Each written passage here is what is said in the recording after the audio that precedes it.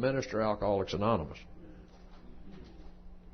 This is the Lasker Award that we received, and no, it wasn't dropped and the head wasn't broken off. It's just that's the way it is. That's what it looks like.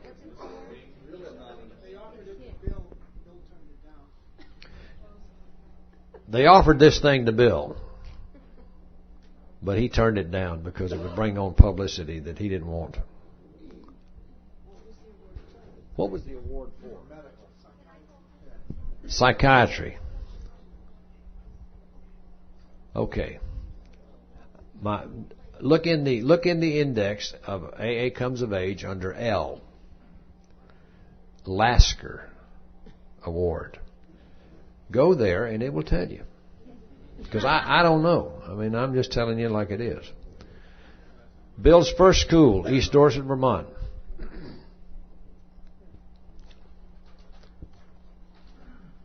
This is the Wilson House sitting room in East Dorset.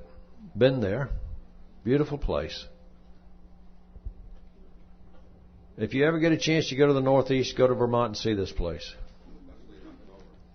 Yeah, October especially. Abby Thatcher's home in Manchester. This is the house that he painted and he shot them pigeons.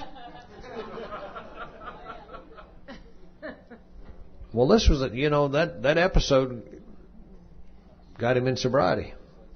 He didn't stay, but Bill, he stayed long enough to get the message to Bill. Oh, thank God. This is a seminar in Manchester, Vermont. This is the place where Abby and Bill went to school. Seminary. I said seminar. Looks an awful lot like seminar, but they put a Y in there and messed me up. This is the Equinox. What the Equinox? In Manchester, Vermont. You know why this is important? I don't either. This is the Griffin House in East Dorset. Now, this house still exists. If you're standing here like this, if you could pan, and we can't, but if you look to the right a little bit, would be that church that Bill would always hearing the preachers and the singing going on. And then the pan a little further to the right on the corner across the street is the Wilson Inn. Yes, it's the grandfather's house. The grandfather's house. This is Bill's room. And from this window you look out and see the church.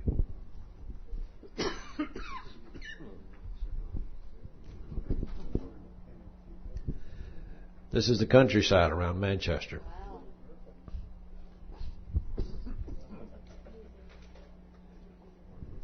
This is another picture of the gatehouse where Henrietta lived when Bill called her in May of 1935. A gatehouse. God.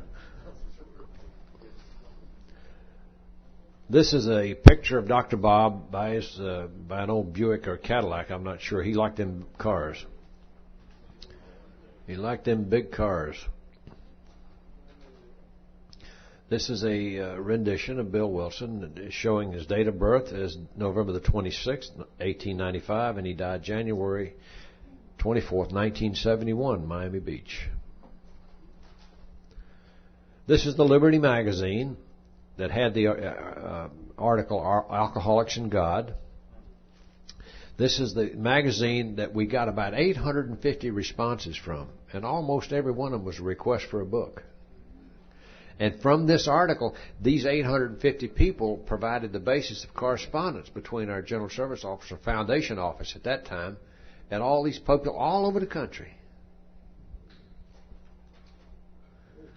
That's Miami Beach, 1970. This is the last convention that Bill attended. This is the one held at the Fontainebleau or somewhere. Well, the host headquarters was at Fontainebleau. This is the one that my sponsor Wesley was the host chairman. And as host chairman, the host chairman's always request that, listen, if for some reason Bill is incapacitated, you got to take his place. And of course Wesley liked to think about that possibility, and I've heard about it once or twice. But It was awesome. It was an awesome thing. Ennis Proctor took Bill out. Yep. He didn't stay long, but he did make it. He did make it. Here's a picture of Dr. Bob and Ann, his wife. She was a very, very spiritual lady. She influenced these two men a lot. This Jack Alexander, he's the one who wrote that article in 1941 that caused a great growth in 1941 from 2,000 to 8,000. And he came to us to do an expose, but turned out to be a great friend. He became an AA trustee. City Hospital in Akron, that's where Bill Dotson got sober. We're getting close. We're getting close. We're getting close. I guess we're there. Okay.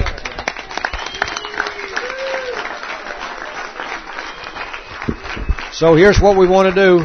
We want to close in a way that's spiritual now. We just don't want to just bolt out of here like a herd. So what we want to do now is let's everybody join up somehow or another and let's say the Lord's Prayer. And we'll see all of you in the morning, 9 o'clock, promptly at 9. Remember the music.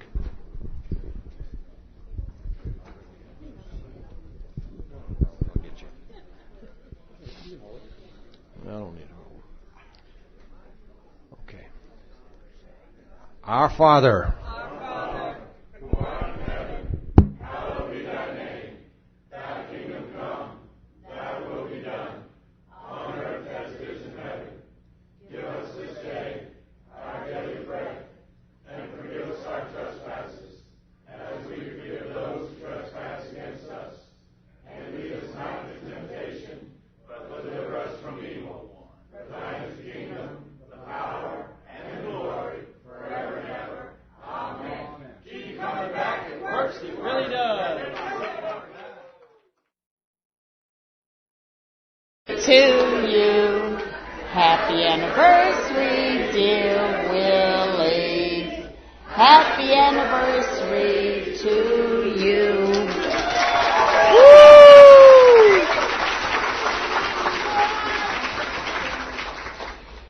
Well, that's because we are, honey.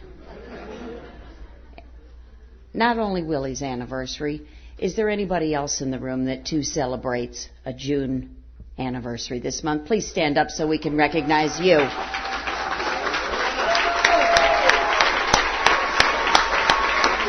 June anniversaries.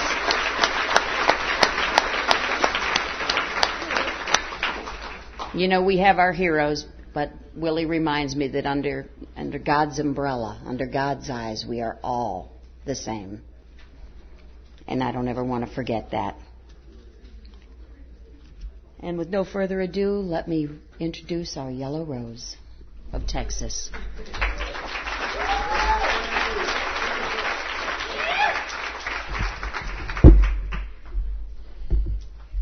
It is a good morning. It is a good morning. Happy birthday to the other celebrants. Yeah, it doesn't make any difference. I know all of you have heard it, but no, not all of you, because some of you are real new to the program.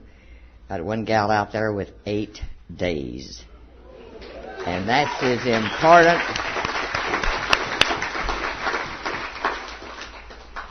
That is, she'll do it just the way we all do it, one day at a time. And that's the way you put together. I got sober in 1957, and that makes me, those of you who are familiar with my little jar of pearls, that makes me be able to put that 48th pearl. When I get home, I didn't want to put it in before I left here. My husband started this for me when I was about 5 years sober. He figured, well, maybe it's going to happen this time. So he got this little pearl with this jar with 5 pearls in it. And each year, that's the only thing he'd make do on my birthday, because it just wasn't, he was a great part of that sobriety, but he didn't go to AA with me or anything. He did what the traditions asked. He cooperated without affiliation. And girls, you might find that to be a factor in your life, because maybe, your significant other, your husband, might not want to join in, because have you ever seen if you stay around long enough, you'll never see a room of Al-Anons crowded with men. Honey, it just isn't the nature of the beast.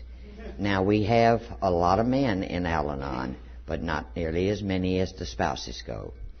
So, it doesn't have to. I figured I made my man miserable. If any of you want to get my story tape out there, it's pitiful what I did to that man. But, I made him feel less than by requiring that he went to meetings with me. And he said no, and my military man, when he said no, he meant no. No in between, no maybe, no we'll see, no. You got a problem, you solve it. And that wasn't a cruel. With me, that's the way it had to be done. Because my good German blood is thicker than water right up here where the stubborn area goes. And I think God, my higher power, knew that if He made it too easy for me, I might not stay sober. So He gave me a stumbling block. And that's all right. It was up to me to get around it. Took a while. Nearly drove him crazy, but, I finally hit the key, as I talked about yesterday, when I decided to do it that way if I possibly could. And when that sponsor said to me, Willie, you have to get your sense of humor back, instead of belly aching all the time about him drinking in front of you. He was a drinker, not an alcoholic. He was one of these that could come in from the flight line and he'd say, let's have supper about 7 o'clock, and I'm going to have a couple of drinks. Okay. See, I walked around just resenting and angry and roared at him, how can you do this to me? Can you imagine, how can he do this when I had put him through pure unmitigated hell for 6 or 8 years? And how can you do this to me?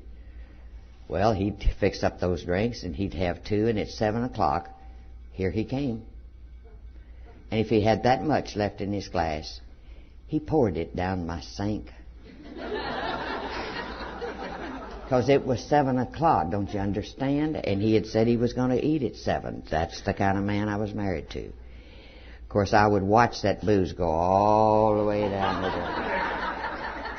I cried a lot in those first couple of years of sobriety. So, honey, if you have a stumbling block of any kind, doesn't make any difference what it is, just ask your higher power not to remove the stumbling block. Just show you a way around it. And you'll be okay too. Because there's going to be stumbling blocks. Of course there is. Okay, I'm still Willie for you people that have been here all weekend. I'm still an alcoholic. But it's so nice to be this fur piece from it, of taking that last drink in Seattle, Washington. We were stationed there at the time, and I enjoy my anniversaries because I have a chance to really flick back and see what these 48 years have meant in my life. And I told y'all yesterday, my life hasn't turned out like I wanted it to, or how I had planned it. I figured my man and I would grow old together. And so here I am, growing old by myself, and that's a stumbling block, but God has shown me a way around it. And a lot of times through you people, being with y'all, looking forward to being with y'all. This is a beautiful program. Just hang on to it even if your fingernails are just barely hanging on. Plant those feet and put one foot in front of the other. All right, we're going to do step 10 this morning, 10, 11, and 12 from the 12 and 12. We start on page 88. I sure wish there was more light up here. Our principle in step 10 is perseverance. Keep on keeping on. We've lost this ability when we were drinking, because the only thing we would keep on doing over and over was drinking. But as far as your sober life, if you can put this principle into your thinking, doggone it, I don't care what happens, I'm going to do the very best I can to keep my attitude where I'm going to be ready for it. Just like I pay my insurance, even though maybe 15 years. I haven't used my car insurance, I guess, in 20 years. But see, I pay the premiums. I pay them. And it was equated to me that, practicing these principles in all of our affairs daily, it's like insurance premiums. Because if I pay those premiums when I do need them, and good Lord, it may be on Tuesday of next week down in Houston, I may need it, and it'll be there. It's aggravating to pay it time after time after time. And it's hard in your daily living to try to keep your attitude up to just a bare smidgen of these principles. But it's worth it, I promise you that. So that's our principle for step 10. Let's go in this together. Thank you, though. Anybody got a lantern? Do we happen to have a seaman in the group? Yeah, doggone. Maybe Paul can help out now. Continued to take that personal inventory, and when we were wrong, promptly admitted it. What do you reckon my ring-around word is there? Good, promptly. And it also, I remember I was so proud one time. I had met my sponsor for lunch that day, and I told her, I said, Rose, you're going to be so proud of me. You're going to be so proud. I snapped off a little girl at the cleaners because she couldn't find my cleaning, and I snapped her off yesterday, and I went back today and told her I was sorry. She said, you did what? I told her, I said, I went back, and I was sort of crestfallen because she wasn't leaping for joy. I said, I told her I was sorry. She said, maybe we better read step 10 again. When you were wrong, promptly admitted it. Wrong there. Don't go back and say you're sorry. Because, see, saying you're sorry, she explained to me, is so easy, Willie. It's so easy. And it is. We say we're sorry when we bump into anybody, or even if we look like we're going to bump into them. We're going to walk in front of them. I'm sorry. I'm sorry. And that just rolls off here. But we don't like to admit we were wrong. There are some of you old enough to remember Happy Days and the Fonz. You remember how Fonz could not say, I was wrong. He could not get it out. Because it's one of the hardest things to admit. To being wrong. Sorry, what? What? You sorry? Well, okay. Most people want to say back to you, yeah, I know you're pretty sorry. But it doesn't mean anything. But saying you're wrong means something. And that's what she wanted me to understand.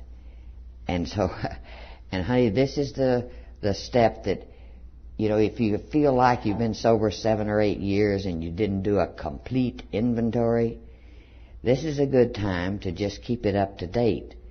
And then it will not have to be debated all the time or gone back and done over. Because you're living a new life.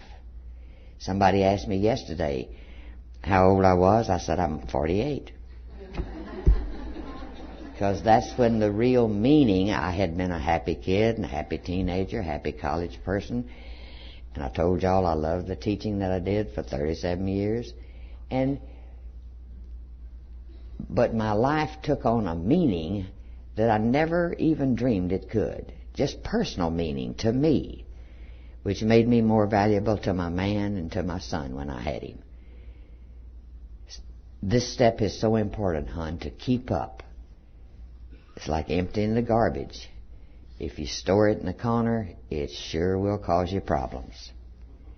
But if you empty it out each day or send somebody to do it for you, that's even better. But you keep it clean with step 10. You keep each day, okay, how did I do today? And when you need a little fussing at, then do it. Say, I didn't do so good. And see what you can do about it.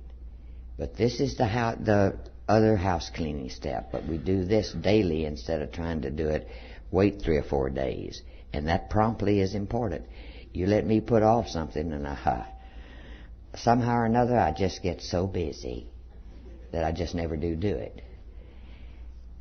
Okay, this to me is a attitude step.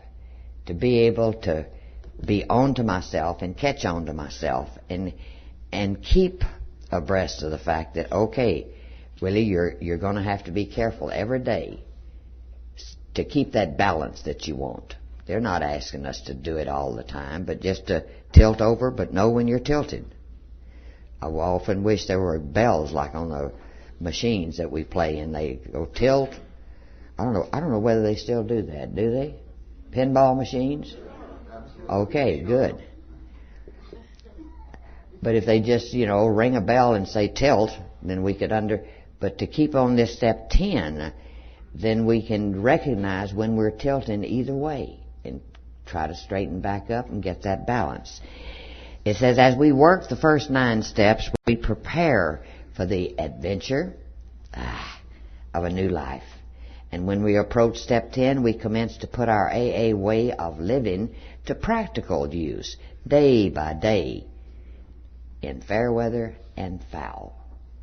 Then comes the acid test. Can we stay sober, keep an emotional balance, and live to good purpose under all conditions? A continuous look at our assets and liabilities and a real desire to learn and grow by this means are necessities for us. We alcoholics have learned this the hard way. More experienced people, of course, in all times and places have practiced unsparing self-survey and criticism. We're going to get it. We learn to take it. For the wise have always known that no one can make much of his life until self-searching becomes a regular habit.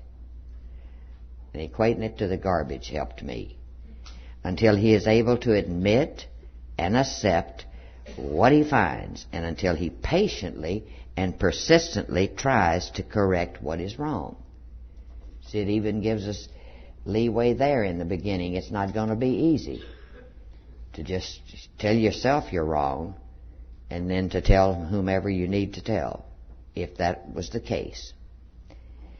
Well, I know you've sat in meetings, and you newcomers will sit in meetings, and maybe you're already sort of wondering about it, but you don't want to ask.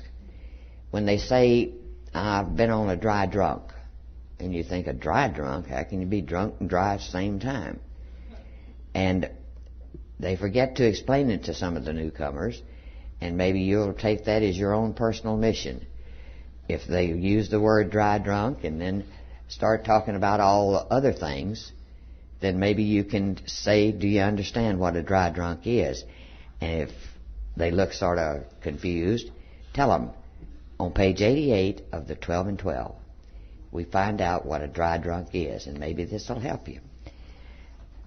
When a drunk has a terrific hangover because he drank heavily yesterday, he cannot live well today. But there's another kind of hangover which we all experience, whether we're drinking or not. This is the emotional hangover, which is the direct results of yesterday's and sometime today's excesses of negative emotions, anger, fear, jealousy, and the like. Excess of those. We're going to all experience them. When I'm tired and dragged out and everything, I use that as an excuse to be angry. I told you yesterday, I let it come and visit, but I don't let it unpack its suitcases and live there very long, because I know how dangerous it is for me. To get angry is human. To take it to excess is a negative thing that we don't want to have in our lives, just so I don't hang on to it too long.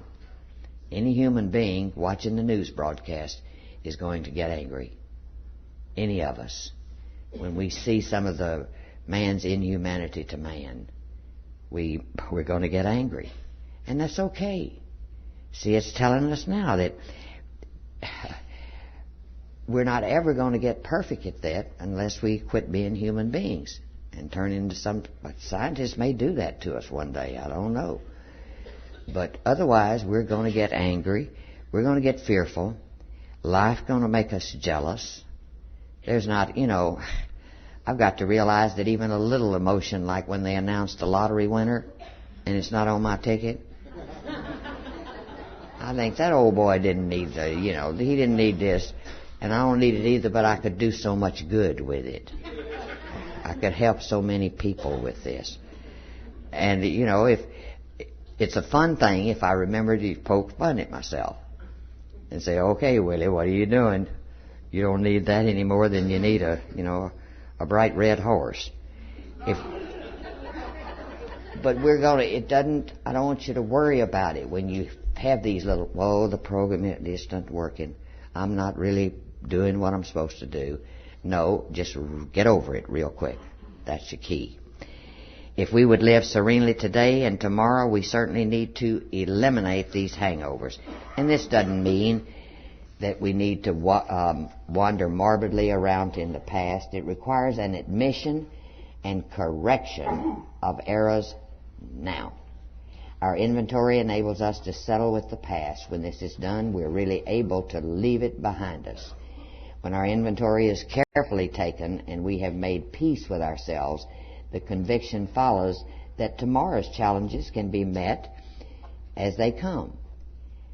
And that makes just plain old common sense, doesn't it?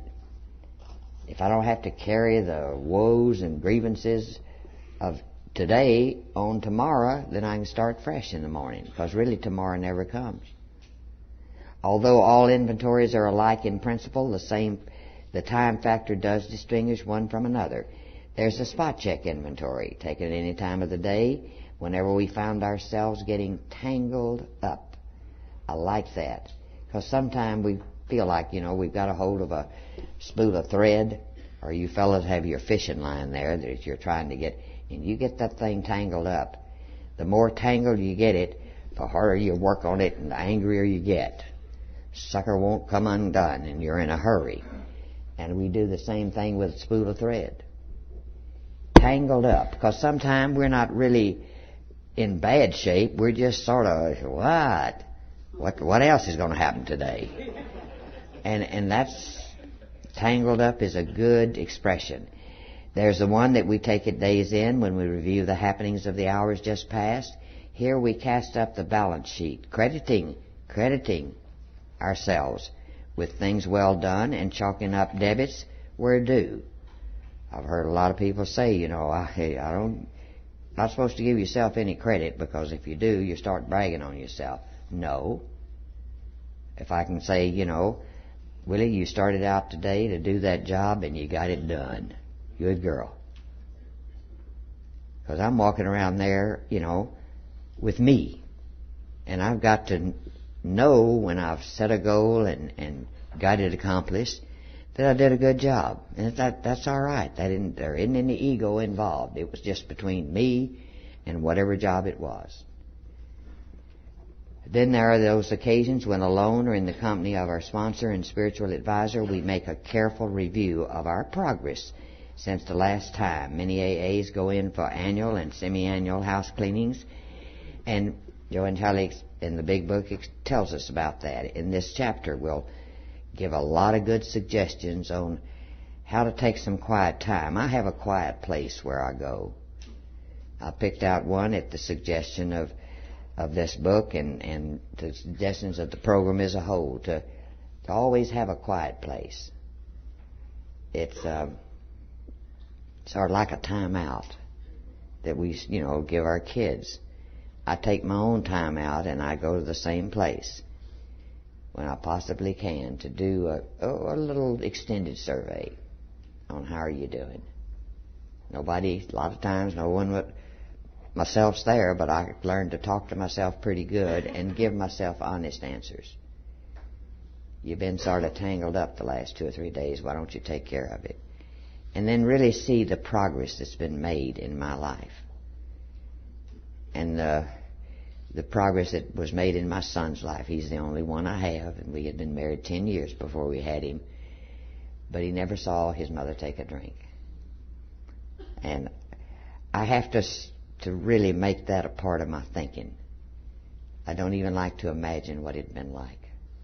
If you're fortunate enough to be, but if your kids were around when you were drinking, that's all right. They'll be all right because God's going to take care of them. They're His kids too. Down in the middle of that bottom paragraph, the emphasis on inventory is heavy only because a great many of us have never really acquired the habit of accurate self-appraisal. Once this healthy practice has become grooved, it'll be so interesting and profitable that the time it takes won't be missed.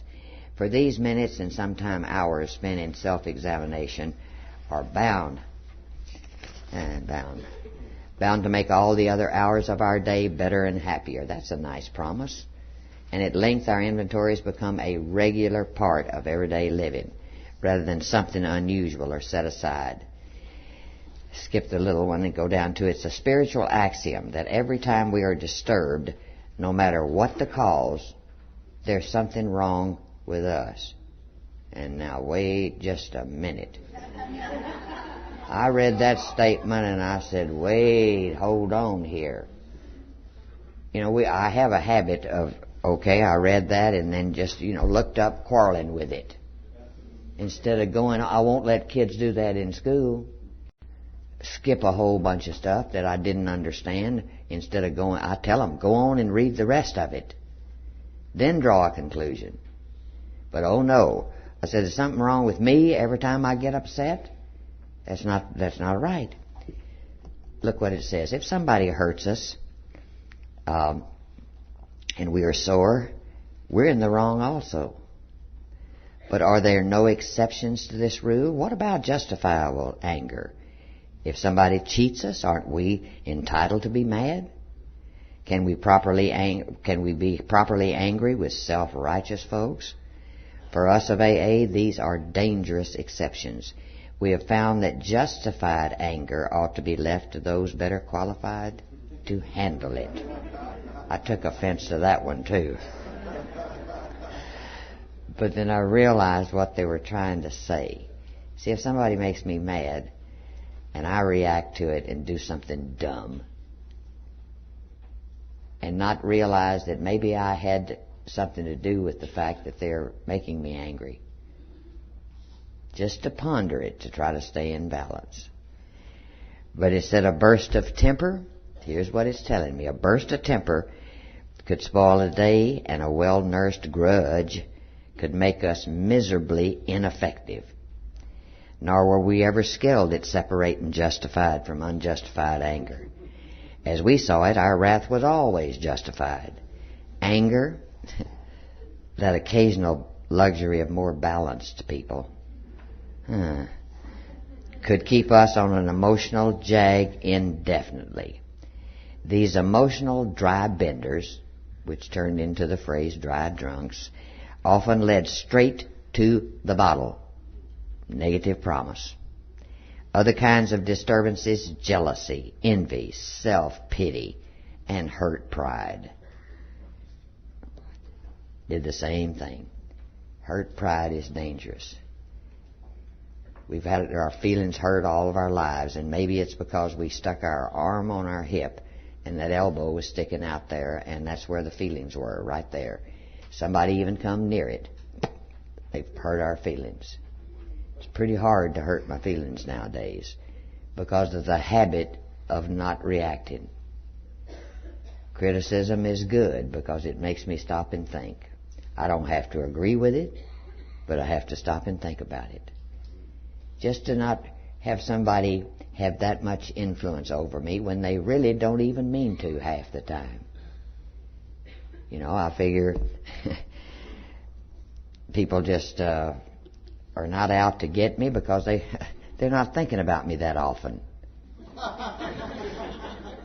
It's not worth their time to go out of their way to hurt my feelings. And sometimes it's a complete accident, and it tells me, Willie, you're too far into yourself, or you wouldn't have reacted. A spot check inventory taken in the midst, right in the middle of such disturbances can be a very great help in quieting stormy emotions. Today's spot check finds its chief application to situations which arise in each day's march. There's so much good. Over on page 91, I'll hit that and we'll leave step 10, but it's so much good stuff. Take the time to read it. In all situations, we need self-restraint, honest analysis of what's involved, a willingness to admit when the fault is ours. It's so easy to just say, ooh, I blew it. I screwed that up real good. No big, you're not taking a character assassination on yourself. Because show me anyone that doesn't make a mistake. In our bracket, we got people that are saints and things like that, but they've already told us we're not supposed to be saints. Because I even with the sobriety that I have, I've reminded myself to never put on that halo. Because there's only 6 inches between a halo and a noose.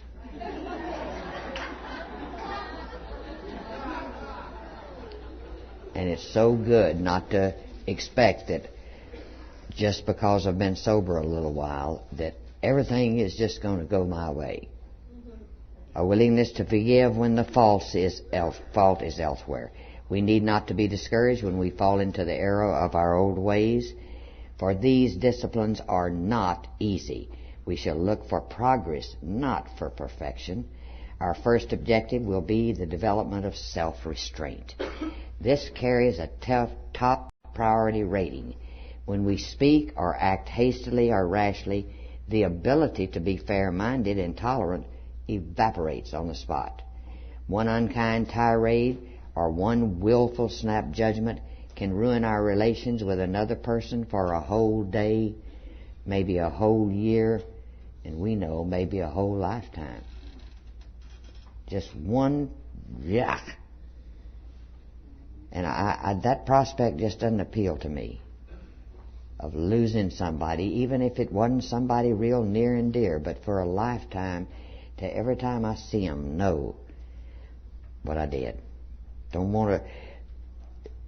That's why you sidestep the fact of saying what you want to say or when you want to say it. Nothing pays off like restraint of tongue and pen. We must avoid quick-tempered criticism and furious, power-driven argument. The same goes for sulking and silent scorn. We talked about that yesterday. You listening, girls? That old silent treatment. The old silent treatment's going to hurt you, honey, more than it's going to hurt your man. These are, because it says here, and it's true, these are emotional booby traps baited with pride, vengefulness. I'll get you. Our first job is to sidestep the trap. When we are tempted by the bait, we should train ourselves to step back and think. Man, that's a big order. For we can neither think nor act to good purpose until the habit of self-restraint has become automatic. These are goals to shoot for, hon. I've passed on this little prayer to a lot of people, and fortunately I have it written down here, so I always, because I got it in the Canadian language from a Canadian, and it was very different when he first handed it to me, and I used it that way, except it's harder for people to remember.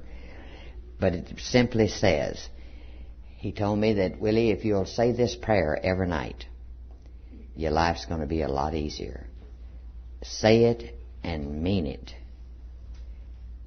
But you better wait 2 or 3 days. If I'm telling you this on Saturday, wait till Monday to try it. But he said your life will be better. God, let everyone tomorrow treat me as I treated them today. Are you signing up for something? Because you're asking God to do this, and He might do it. So it makes me more careful about how I live my today if I'm going to have to suffer some of the same stuff tomorrow. And see, I believe that when I pray to God, at least He takes it into consideration, and He might do it if He has time. But I expect Him to. Just treat me tomorrow, and then go to sleep, and know that, you're going to be treated. Maybe it'll make you more cautious, like you treated everybody that day. If you were ugly or put any unhappiness into their lives, it might womp you tomorrow. And it's just good to have around. Because, most of the shadows in our life are created by standing in our own sunshine. And it's just a habit that we can get into. Step 11. Next page. Our principle is awareness. Of being aware, not only of our own faults, but being aware of in our own stuff that goes on in our lives, but being aware of everyone else's, to stop and consider for a moment if somebody else is having a little more trouble than you are, or even if equal trouble, or a little less, but it isn't a good day for them. To be aware and be able to pick up on that.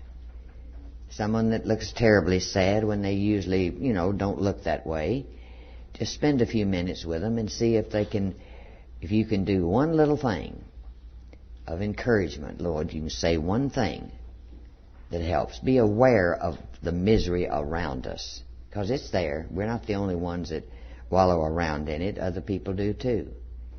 And to be aware of, awareness makes you really hone in on your gratitude for all the little things. We think, well, we'll wait and be, grateful when we say our prayers tonight.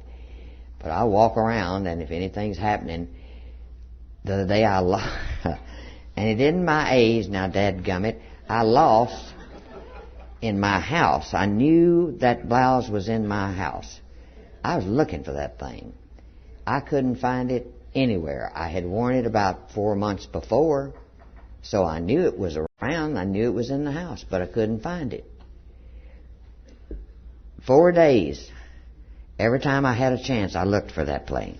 In every closet I had clothes, in every suitcase that I packed various seasonal clothes, I looked everywhere for that blouse. I couldn't find it. And when I finally did, I just sat down in a chair, and I thought how silly it was afterwards, but I said, thank you, God.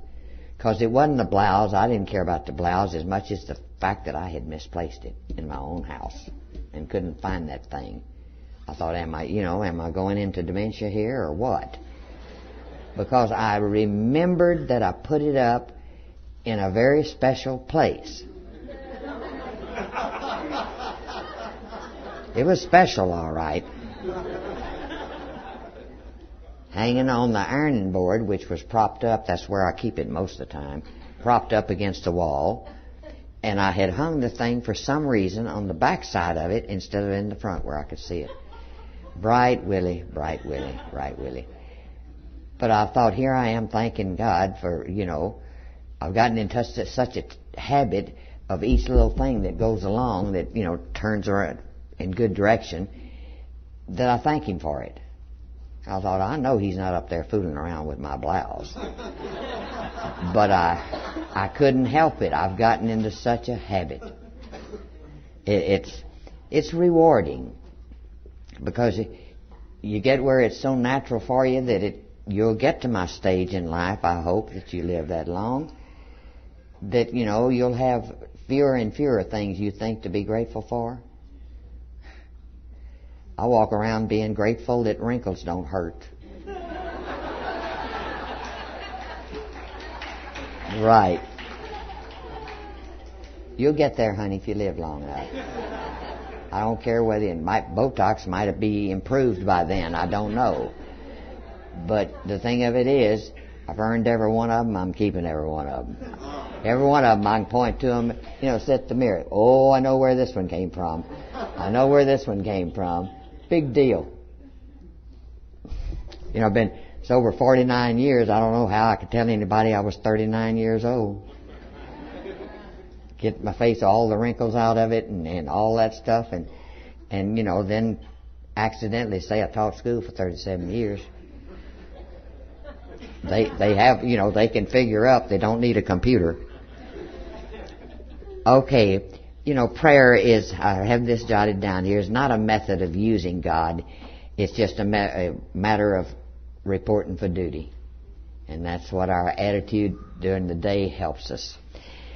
Sought through prayer and meditation to improve our conscious contact with God as we understood Him, praying only for knowledge of His will for us and the power to carry that out.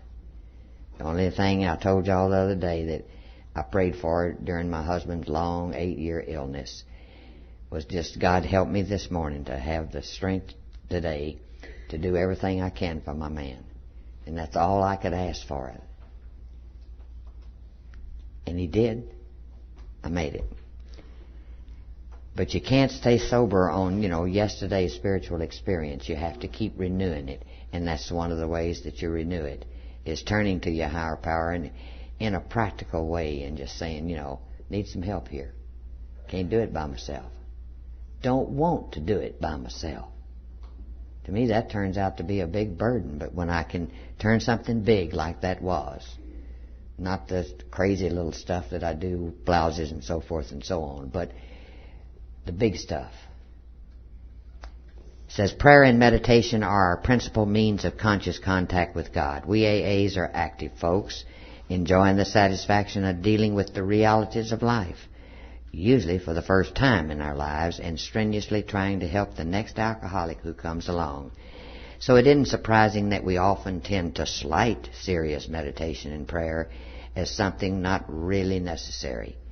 To be sure, we feel it is something that might help us to meet an occasional emergency, but at first many of us are apt to regard it as a somewhat mysterious skill of the clergyman, from which we may hope to get a second-hand benefit. Or perhaps we don't believe in these things at all. But gratitude makes it real simple. Just to know that you're not responsible for each and everything that happens during your lifetime. So you don't have to turn and say, why did this happen to me? Okay, on page 97 over here, it says, those of us who have come to make regular use of prayer would no more do without it than we would refuse air, food, and sunlight. And for the same reason, when we refuse air and light and food, the body suffers. When we refuse to turn away from meditation and prayer, we likewise deprive our minds, our emotions, and our intuitions of vitally needed support. As the body can fail its purpose for lack of nourishment, so can the soul. We all need the light of God's reality, the nourishment of His strength, and the atmosphere of His grace. To an amazing extent, the fact of AA life confirm this ageless truth. There is a direct linkage among self-examination, meditation, and prayer. Taken separately, these practices can bring much relief and benefit, but when they are logically interwoven as just a part of your breathing, the result is an unshakable foundation for life. What a promise, what a promise. Doesn't say life's going to be perfect. Just unshakable foundation. When the real trouble came, thanks for this program, when it came into my life, because it was just there like insurance.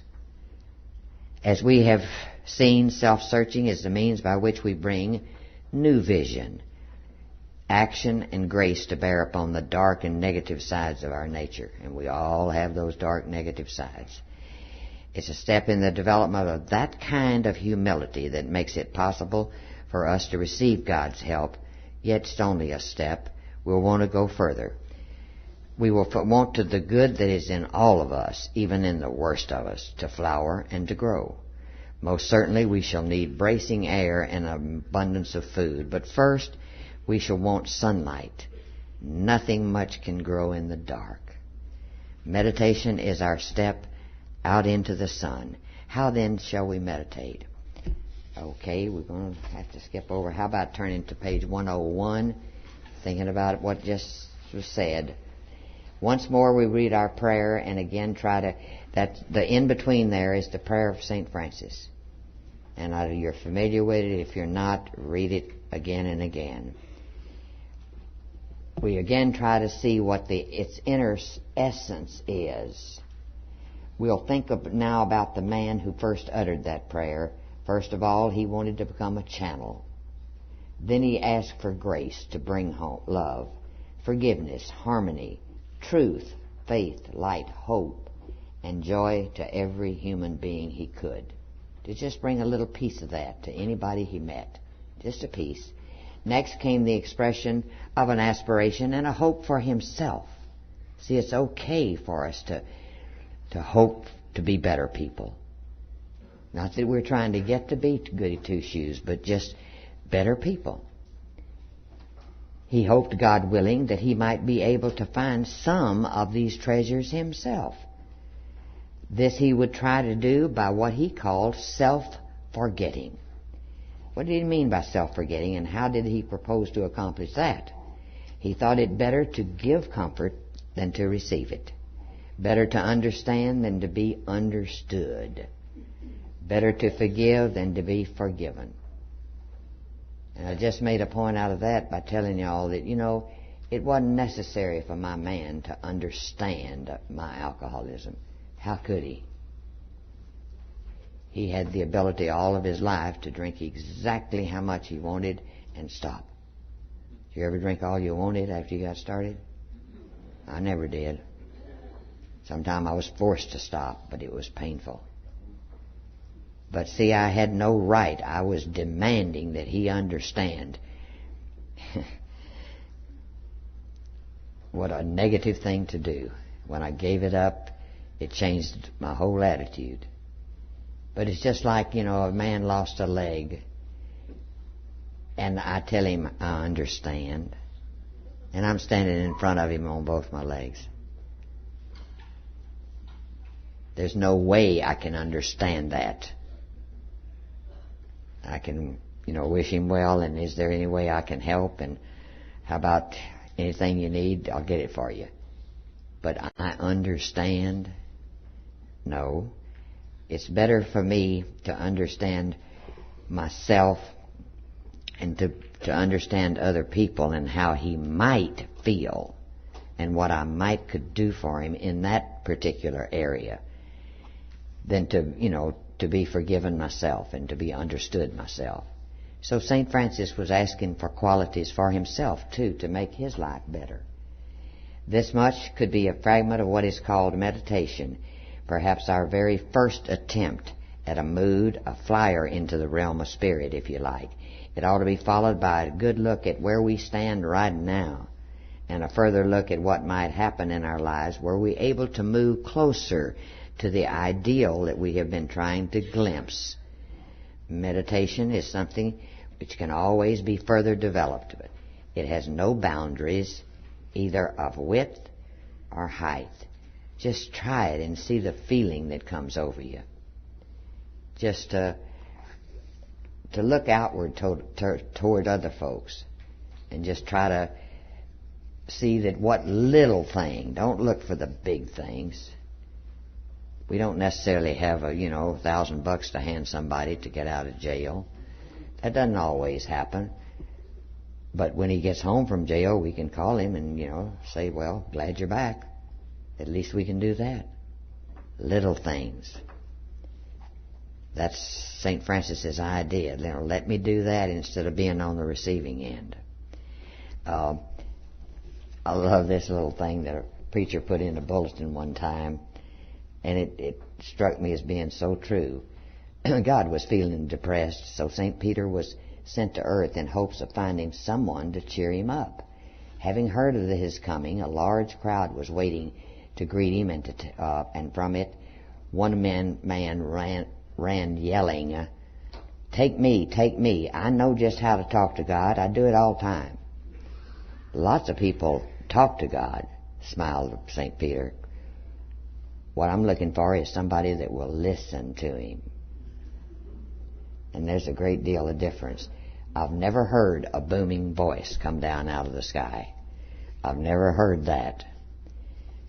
But way down in here someplace, when I'm quiet enough and I'm really asking for a little guidance, I don't get the directions. Well, here's what you do, Willie. You go down and turn left and go 3 blocks and turn right. It's a feeling down here. If the answer isn't right there, that feeling is that the answer will come, Willie. Just put one foot in front of the other. Just wait.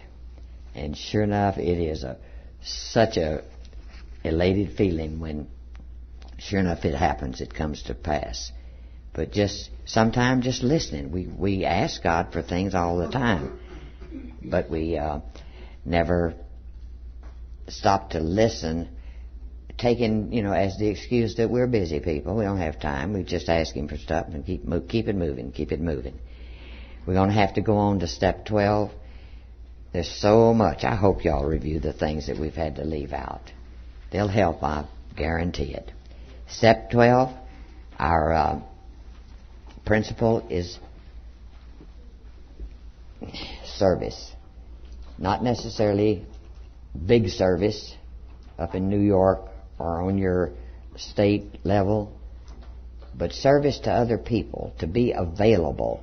All other people, not just our AA friends. As I mentioned before, keep an ear out in the neighborhood where you live. If you live in an apartment building and you hear about somebody being real sick or something, see if there's some of the family you can help.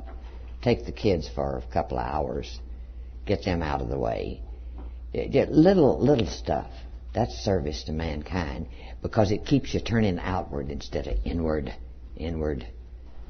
And really gets bigger and bigger and bigger when I'm inside myself. But when I'm messing with you, then Willie's pretty well down to size. Having had a spiritual awakening as the results of these steps, we tried to carry this message to alcoholic and to practice these principles in all of our affairs.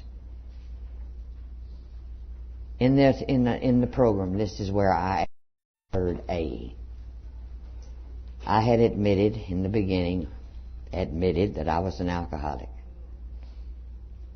I had accepted it along the way more and more and more. But here, practicing this 12th step, doing what it asked me to try to do, is where I put my third A in the program. Approval. I approved at last of being an alcoholic and the advantages it gave me, not the disadvantages, but the advantages of being a part of all the people that I have met. Even if I didn't even have a conversation with them, I got to look at faces that are struggling against something that I struggle with, and some have it well on the way. Some of you just barely toddling so far. But just being a part of you has meant so much, and having this new way of life. This is where I added that third A. I approve of being an alcoholic. I can't think of a reason why, even though once in a while it gets so thirsty you can't swallow. But the thing of it is, what are you thirsty for? It turns out that you're thirsty for more and more of what this program is trying to give you. I love this. The joy of living is the theme of AA's 12th step, and action is its key word.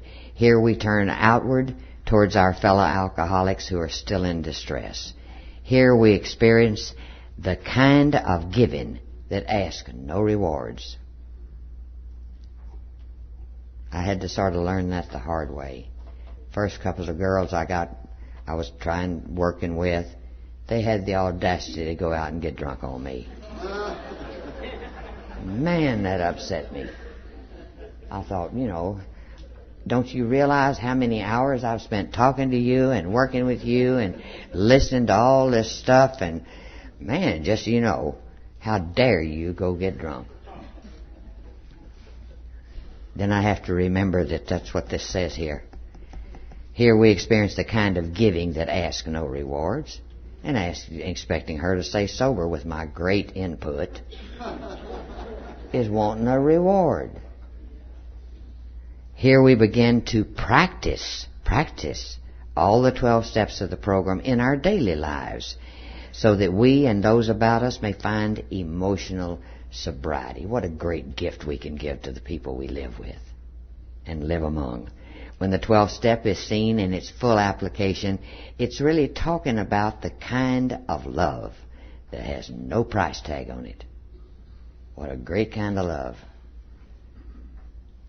It's very valuable when you get it. Why not believe that it's valuable when you give it away? The kind of living that has love that has no price tag on it. Doesn't mean that you always have to like me. I'm sure some of my girls get fed up with the same thing over and over and over. When I say my girls, I mean the ones I'm trying very unsuccessfully, sometimes successfully, to help get into this life. But I always take it for granted, there may be one little grain of something, even though they're out having a whooping law time now, there might be a grain of something they'll remember later on, because that's the way it worked with me. Those men loved me sober by just putting up with me for 4 solid years. Because I went to my first AA meeting in 1953. But for 4 years, I fought this thing. I fought everything about it. So if that's what you're doing, hon, it's all right. Just don't fight too long, because you may not have another drink in you or a drunk. The thing of it is, it's a learning process, and if you hang around long enough, you're going to learn in spite of yourself. Because I'm still learning. I always want to stay green in this program, because green things grow.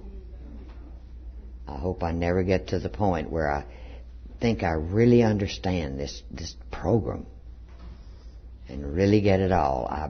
I've put my own needs into it, and that's what it's become. But I'm still, every time we do one of these seminars, and I am a little bit sad, because we've come here for 22 years, and it makes me a little sad, but not sad. And there's a difference. There's a difference. Because I can look and see the value it has been. Every year I looked forward to coming here or doing the seminars, no matter, we did them at hundreds of places. And to look forward to going and sharing has been a real asset in my life. When we get to this step, Bill said in a speech that he made out in San Francisco in the 40s, he said, the word better is the greatest enemy of the word best. People come to AA and they quit drinking and they get better, and they settle for that and don't ever get to be their very best.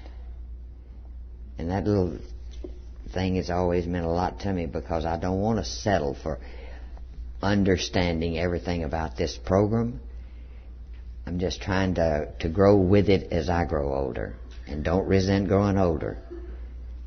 I refuse to grow old. There's a lot of difference between those two words, old and older. Lord, I want to get older and older and older and older and older and older and older. And I don't have to get old. There's a lot of difference. I don't have to go back to being a teeny bopper or any. I don't want to live my youth over again. Good Lord, have mercy. Makes me tired to even think about it.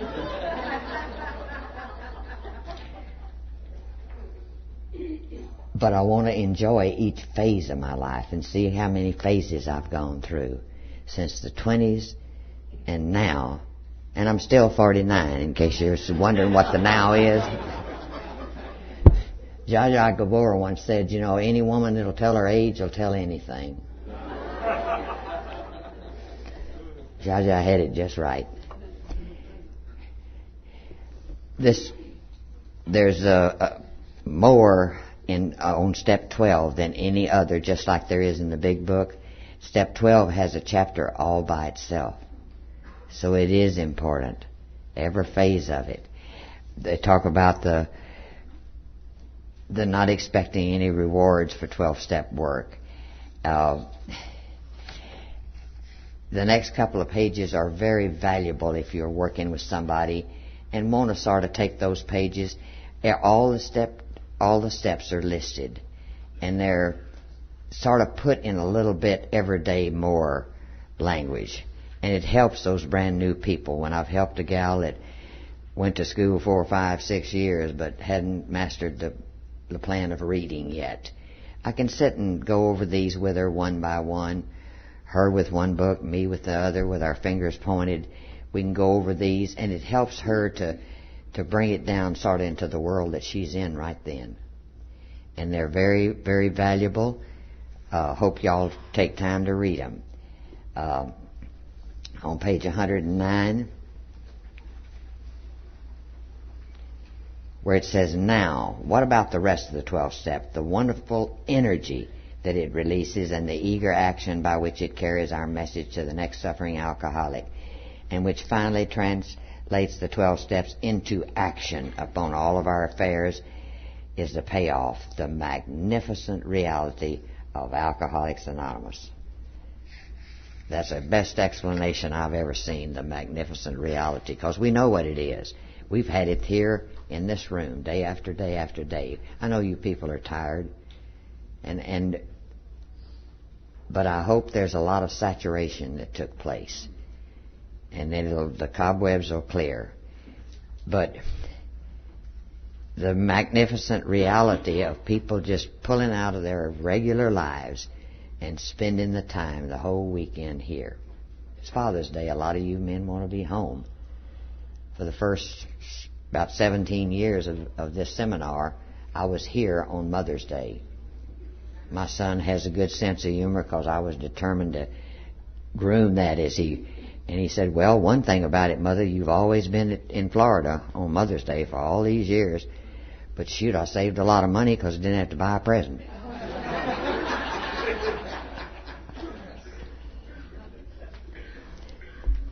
On page 110,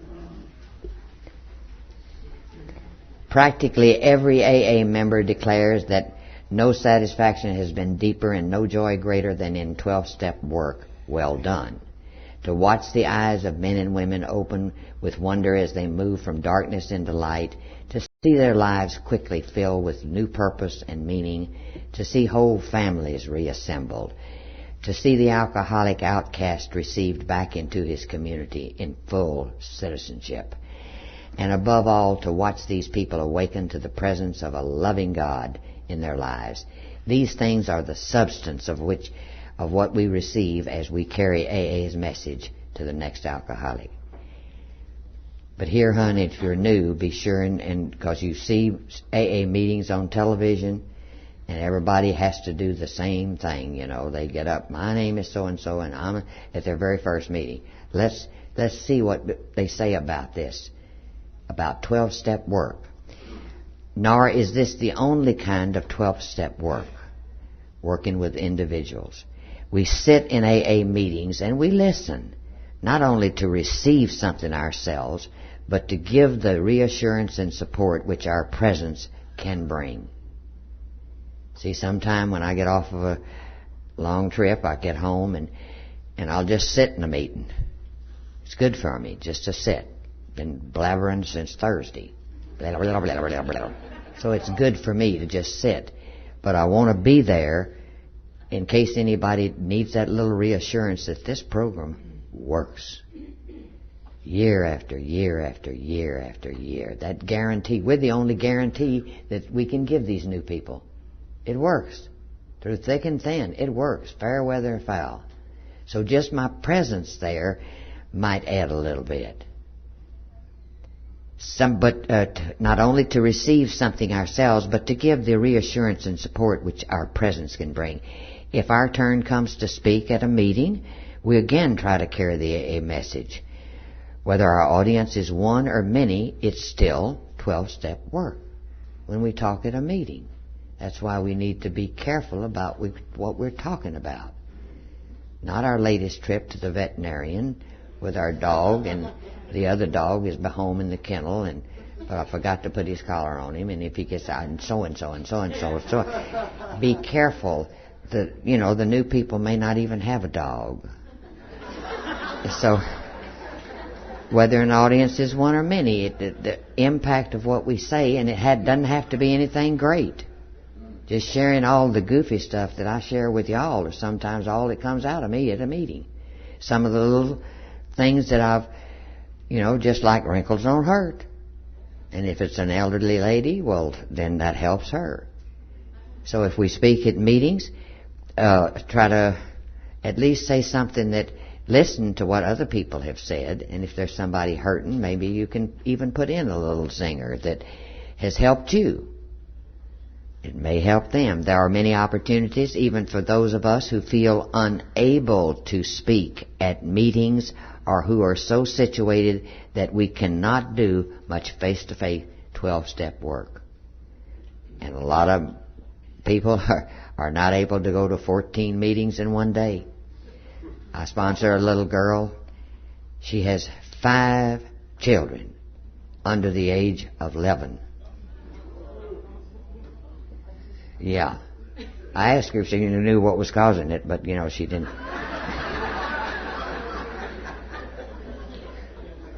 Most precious little bunch of young'uns you ever saw. They're just like little ducks. They'd follow her right along.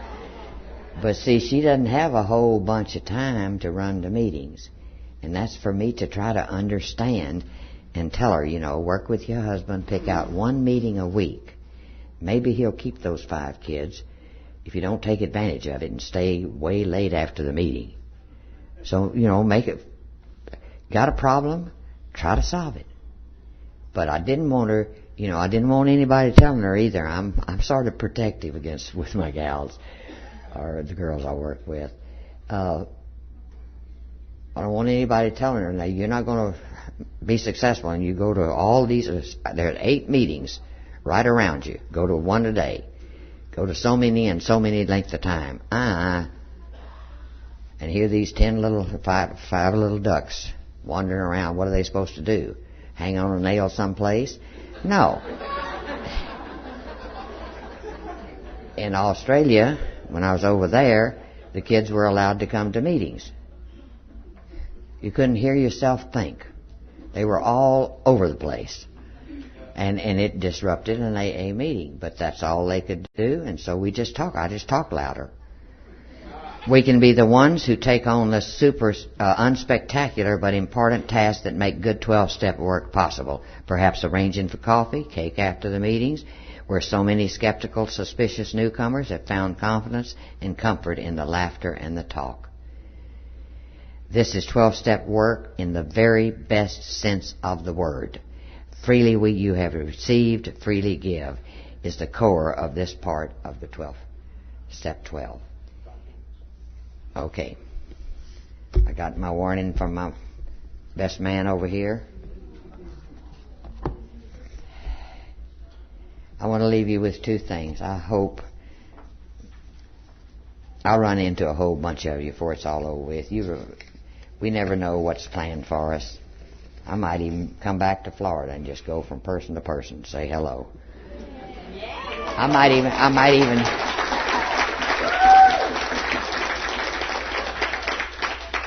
if Bill will let me hang his hat, hang my hat where he lives, I'll go up to New York City. Okay, I want to leave you with these 2 things. One applies to sort of the way we fit into the group and how we think about the group as a whole. Because if the groups fall under, we're going to fall. Without a group, we're, nowhere. So think about this. This was in Grapevine. Next fall, when you see the geese heading south for the winter, flying along in a V formation, you might consider what science has discovered about why geese fly that way. It's been learned as each bird flaps its wings, it creates an uplift for the bird immediately following. By flying in that V formation, the whole flock adds at least 71% greater flying range than if each bird flew alone. People who share a common sense of community can get where they're going quicker and easier because they are traveling on the uplift of one another. When a goose falls out of formation, it immediately feels the drag and resistance of trying to go it alone, and quickly gets back into formation to take advantage of the uplifting power of the bird immediately in front. If we have the much sense as a goose, we're going to stay in formation with those who are heading in the same direction that we're going. When the lead goose gets tired, as Charlie and I, we're getting tired of the going, but when the lead goose gets tired, it rotates back in formation and another goose flies point. It pays to take turns doing the hard jobs. Geese honk from behind to encourage those up front to keep up their speed. And we too do something when we honk from behind. Finally, now, and I want to get this, when a goose gets sick or is wounded by gunshots and falls out, 2 geese fall out of formation and follow it down to help and protect it. They stay with their ailing goose until it is either able to fly or until it dies. They launch out on their own with another group formation to catch up only then with their group. If we have the simple sense of a goose, we're going to stand by each other that way. So y'all stand by me in your thoughts. Love you.